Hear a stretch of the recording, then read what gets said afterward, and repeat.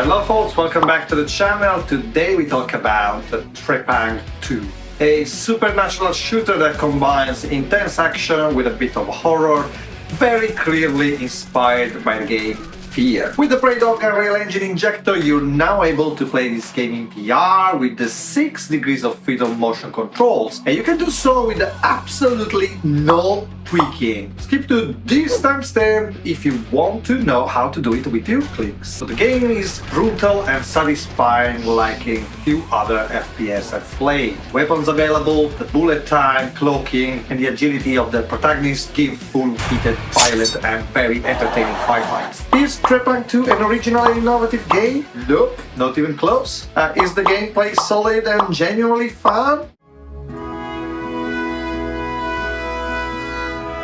If you're a fan of Crysis, you'll recognize immediately the protagonist's superpowers, which are very reminiscent of those of the nanosuit. Invisibility is at the center of the stealth section, which are all optional and can always be faced with gun blazing, which in my view is the best way. However, instead of the nanosuit armor, there is a function to slow down time that was taken by Fear. Trepang2 is a varied game because it goes from being a survival game with a gun to a psychological horror with a surreal environment, without forgetting to become an arena shooter with the hordes of enemies to face in a Doom-style ending with zombies, mutants to be massacred in a short time to explode a reactor. Trepang2 is a game with very few original ideas, but whose gameplay is done so well that the story immediately takes back seat and the mechanics borrowed from other titles mixed together in a very pleasant smoothie of chaos. The weapons are very well made and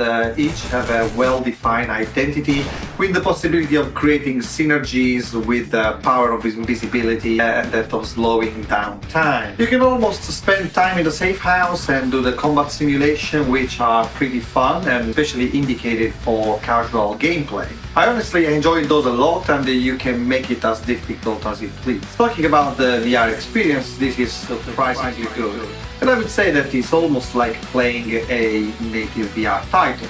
Thanks to the profile already available, no time-consuming tweaking was necessary to be able to play this game immediately and without any major issue. Sometimes the camera clipped through the walls though, and that was a little bit confusing. But other than that, it was an amazing experience. Performance-wise, it runs smoothly at maximum detail on a RTX 4090 with a few hiccups in most intense scenes.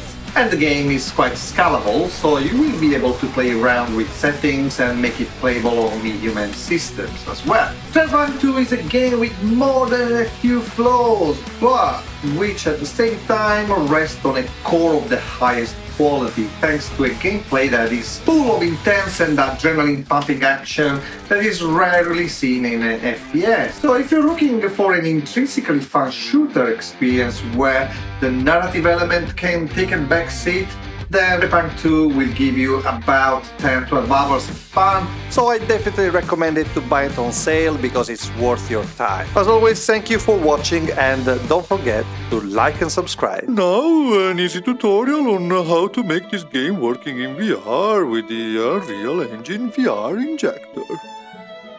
Assuming you have already downloaded and installed on your PC the Unreal Engine injector, all you need to do is to go to the link in the description of this video and download the profile of the game Trepang2. Once you do that, just open the Unreal Engine injector and then you go to Import Config, and then you select the file you just downloaded, and that's it. Then obviously you launch the game and then you click on Inject. Thank you for watching this tutorial, peasant. I shall see you in the next one.